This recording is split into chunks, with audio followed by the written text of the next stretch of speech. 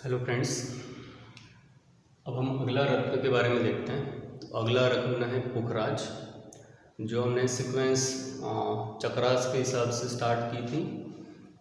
गोमेद, नीलम, हीरा, अब नेक्स्ट चक्रास का है पुखराज। तो फिर पुखराज कौन पहन सकता है? तो मुझे लगता है कि पुखराज हर कोई पहन सकता है, क्योंकि बहुत लोग बोलते हैं पुखराज सूट करेगा नहीं करेगा, वो बाधक है मारक है। हाँ, बाधक मारक हम ऐसे बोल सकते हैं कि वो प्लैनेट्स के नेचर होते हैं, जैसे कि बुध के एग्जैक्ट अपोजिट नेचर गुरु का होता है, तो उसे वैसे बोल सकते हैं। लेकिन पुखराज जो रत्न है वो हमारे थ्रोट चक्र पे बहुत काम करता है, यानी कि वो हमारे थ्रोट की प्रॉब्लम सॉल्व करता है। तो ऐसा नहीं कि यहाँ की कोई पेन हो रहा है तो उसको सॉल्व करेगा। एक्चुअली में पुखराज करता क्या है कि पुखराज आपकी वाणी या फिर आपके बोलना, जैसे कि कुछ लोगों को हमेशा नेगेटिव बोलने की आदत होती है, या फिर आपकी वाणी में बहुत सुधार करता है। आप अच्छे से बोलने लगोगे, और बोलने का बहुत इम्पोर्टेंस है हमारे यहाँ हिंदू धर्म में।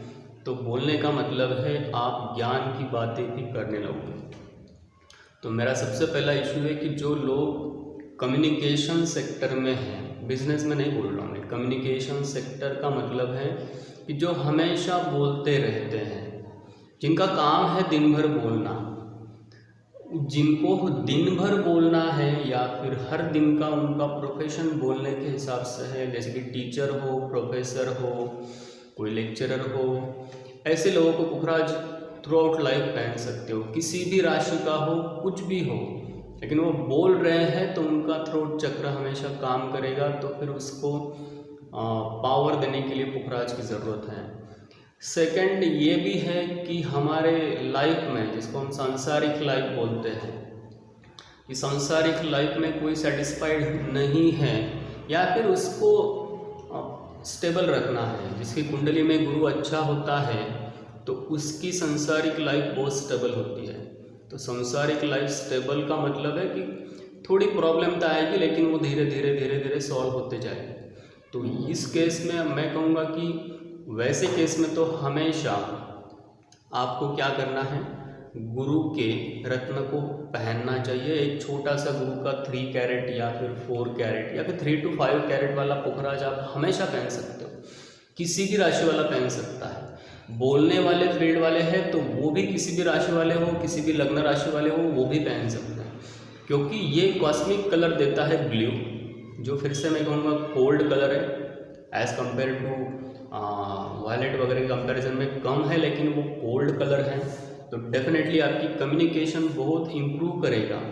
अगर कम्युनिकेशन इम्प्रूव करेगा, आप अच्छा बोलोगे, तो मेरी बात याद रखो, आप जितना अच्छा बोलोगे सामने वाले लोग आपको उतना अच्छा फीडबैक ज़रूर देंगे, क्योंकि जो हम देते हैं वही वापस हमारे पास आता है। तो गुरु का रत्न बहुत बढ़िया होता है, जो बहुत ज़्यादा लोगों को एक साथ ज्ञान बांट रहे हैं। जैसे कि कोई एक प्रोफेसर है, 90 लोग स्टूडेंट को एक साथ पढ़ा रहा है। कोई एक क्या बोलते हैं हम, स्पिरिचुअल टीचर है, या फिर कोई फिलोसॉफर है जो 100, 200, 400 लोगों को एक साथ कोई बात समझा रहा है। तो ऐसे लोगों के वाणी में बहुत पावर होती है। वैसे लोग हमेशा ऐसा बोलते हैं कि उसको सामने वाले के ऊपर इम्पैक्ट होता है। तो इसलिए गुरु का जो काम है ज्ञान बांट के आगे निकल जाना, उसका रिजल्ट वो देखता नहीं है।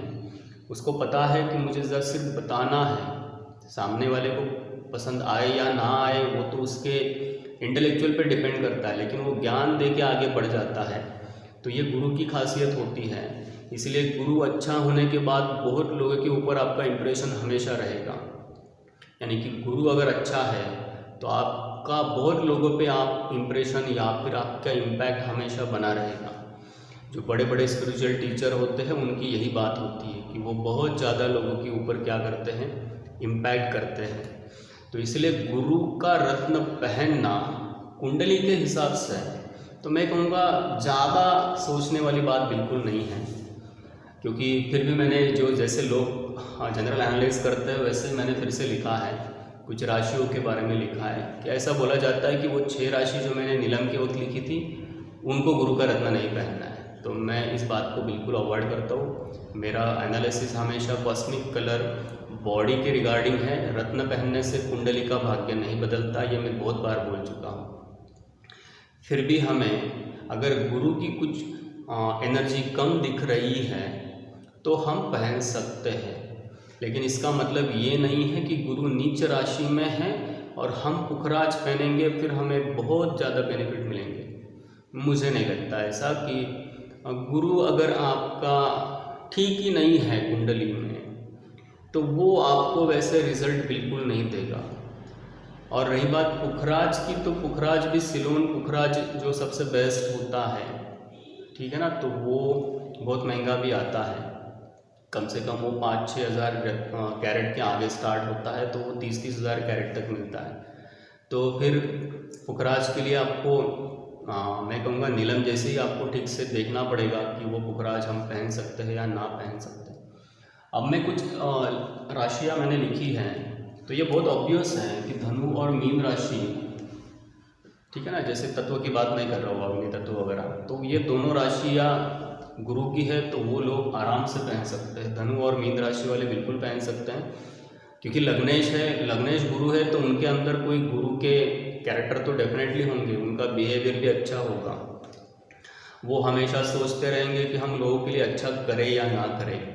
लेकिन अगर धनु और मीन राशि है और साथ में गुरु की महादशा आ रही है तो ये लोग बहुत ज़्यादा प्रोग्रेस करते हैं। फिर मतलब प्रोग्रेस मतलब फाइनेंशियल की बात नहीं कर रहा हूँ मैं, वो इम्पैक्ट छोड़ के जाएंगे, बहुत ज़्यादा लोगों के दिमाग के ऊपर इम्पैक्ट छोड़ेंगे उसके नॉलेज के थ्रू। अब बात करते हैं कि मंगल की राशियाँ होती है मेष और वृश्चिक। तो मेष और वृश्चिक में मेष और वृश्चिक मंगल की राशियाँ है तो गुरु का मित्र है। तो मैं कहूँगा ऐसा नहीं है कि देव और दानव हम अलग अलग तरह से देखते हैं, लेकिन गुरु और मंगल देवता इनकी मैत्री होती है। फिर चंद्र राशि है कर्क और सिंह यानी कि सूर्य की राशि है सिंह। तो जनरली ऐसा बोला जाता है कि यही राशि वाले पहनते हैं, इसलिए मैं लिख रहा हूँ कि इनको ही पहनना है। मैं कहूँगा नहीं, आप एकदम से मतलब रिजल्ट पे मत आओ, कंक्लूजन पे मत आओ, ये मेरा ओपिनियन है। एक छोटा सा एग्जांपल देता हूँ मैं फिर से, क्योंकि मैं हर एक बार एक एग्जांपल दे रहा हूँ। तो हम कर्क लग्न की बात करते हैं, 4, 5, 6, 7, 8, 9, 10, 11, 12, 1, 2, 3, ठीक है। कर्क लग्न की कुंडली है, यानी कि चंद्र लग्न की कुंडली है। और चंद्र लग्न की कुंडली में अगर हम देखते हैं तो हमें पता चलता है यहाँ पे वृश्चिक राशि है, यहाँ पे मेष राशि है, ठीक है। तो गुरु की राशि अगर हम ऑब्जर्व करते हैं तो गुरु की राशियाँ कहाँ पर हैं, तो गुरु की राशियाँ, जैसे कि मैंने ये मंगल इसलिए मार्क किया था, सर ये बता दें, मंगल इसलिए मार्क किया कि योग कारक है। और फिर दूसरा है गुरु की राशियाँ कहाँ पर है, 9 और 12। तो फिर कर्क राशि वालों के लिए गुरु क्या है, तो गुरु धर्म स्थान का स्वामी है और ये रोग स्थान शत्रु स्थान का स्वामी है। तो फिर बोला जाता है कि कर्क राशि वालों के लिए गुरु धर्म स्थान का स्वामी यानी कि नवमेश है, तो नवमेश का रत्न पहन सकते हो कहाँ पर भी हो। लेकिन मुझे ऐसे लगता है कि कर्क राशि वालों के लिए गुरु से अच्छा काम कौन करेगा, गुरु से अच्छा काम तो मंगल करने वाला है, क्योंकि मंगल उसके कर्म भाव का भी स्वामी है और वो उसके लक हाउस यानी कि 5th हाउस का भी स्वामी है। तो ऐसे लोगों के लिए गुरु धर्म से रिलेटेड अच्छी बातें ही सिखाएंगे, यानी कि ये लोग पुखराज पहन सकते हैं, ठीक है, लेकिन पुखराज के रिजल्ट हमेशा फाइनेंशियल होंगे ऐसा नहीं है। ऐसे लोगों की केस में पुखराज अगर कहाँ पर पहना जाए, अगर ये मैं एनालाइज करूँगा इस कुंडली में, तो मैं कहूँगा पुखराज इस कुंडली में सिर्फ 1-2 भाव को अगर छोड़ देते हैं, यहाँ पे है गुरु, यहाँ पर है तो मत पहनो, गुरु यहाँ पर है तो भी ज़रूरत नहीं है क्योंकि वो स्व राशि में है और हेल्थ रिलेटेड इश्यूज़ में गुरु की सबसे इशू होती है कि वो उसकी महादशा में एक्सपांशन कराता है, तो बॉडी वेट को गेन भी कराता है, डाइजेशन रिलेटेड प्रॉब्लम्स भी क्रिएट करता है, वेट गेन होने से होने वाली प्रॉब्लम्स भी है, लीवर प्रॉब्लम, डायबिटीज़ वगैरह।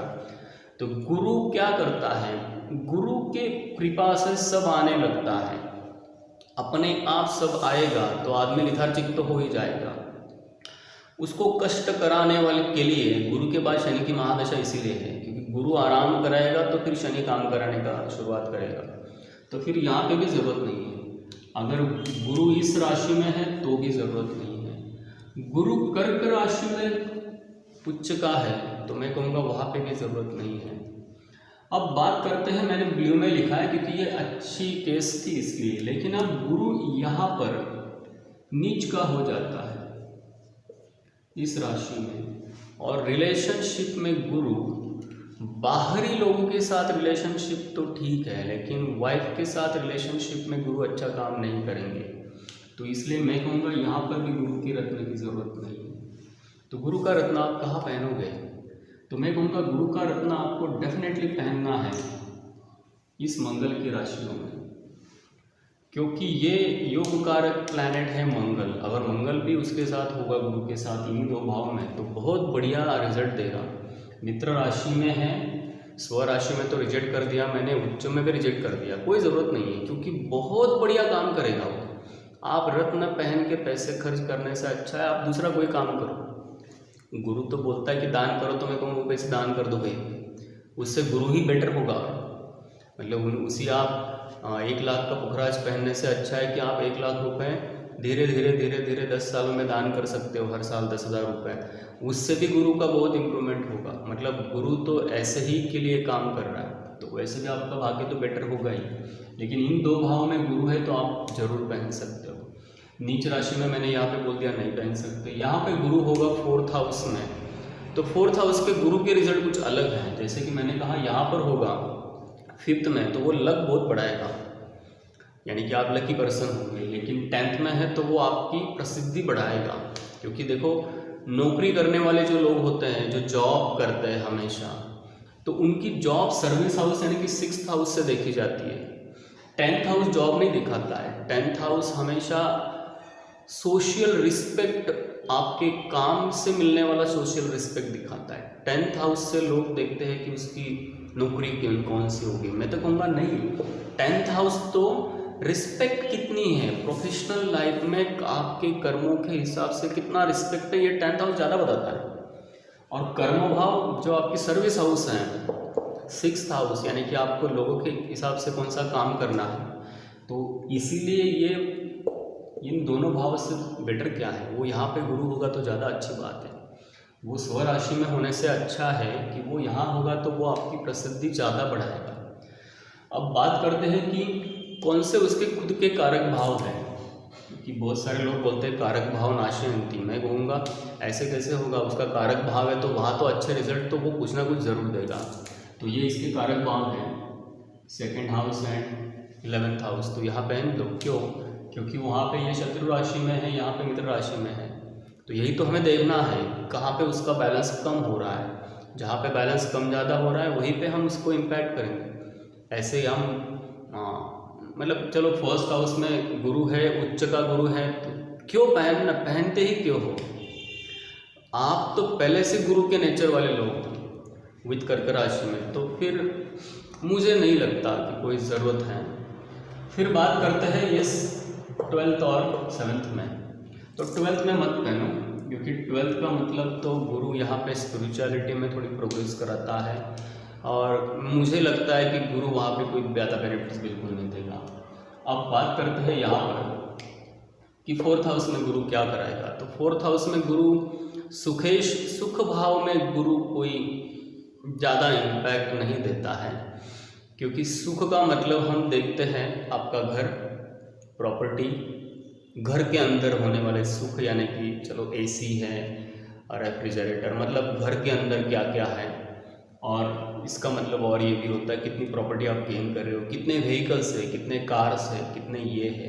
तो मैं कहूँगा 4th हाउस में शनि होगा ना तो बहुत कलेक्ट करेगा पूरी ज़िंदगी पर, लेकिन 4th हाउस में गुरु का मतलब है कि आपका घर का माहौल सब मंदिर जैसे होगा, मतलब सब लोग अच्छे होंगे, सब लोगों का नेचर अच्छा होगा, कल्चर वाइज बहुत बढ़िया होंगे।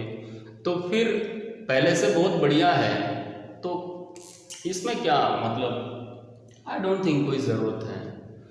तो मुझे ऐसा लगता है कर्क राशि वालों को अगर आप देखोगे तो मैंने 2-3 जगह पे ही सिर्फ मार्क किया है कि चलो आप यहाँ पे पहन सकते हो।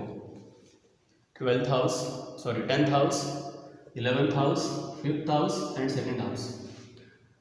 बाद में मैंने ये भी बोला उच्च का होगा तो ज़रूरत नहीं है, स्वराशि में है तो ज़रूरत नहीं है। 8th house no, 12th house no, कोई ज़रूरत नहीं है।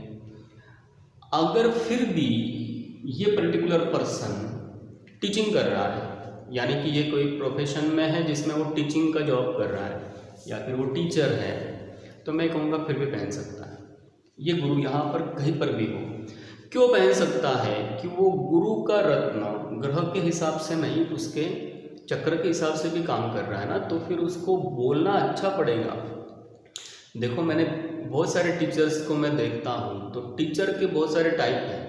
ऐसे कुछ टीचर होते हैं कि जिनको स्टूडेंट बहुत पसंद करते हैं, और 2 टीचर है समझ लो, दोनों एक साथ जॉब कर रहे हो, दोनों की सैलरी सेम है, मतलब दोनों की सैलरी सेम है, यानी कि फाइनेंशियली दोनों को सेम मिल रहा है।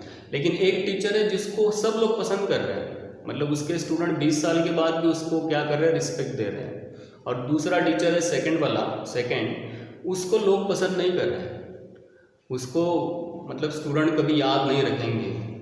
तो ये मेरा ओपिनियन है कि फाइनेंशियली नहीं, मैंने पहले कहा कि वो इम्पैक्ट करेगा। ऐसा क्यों हो रहा है? Because of your throat chakra.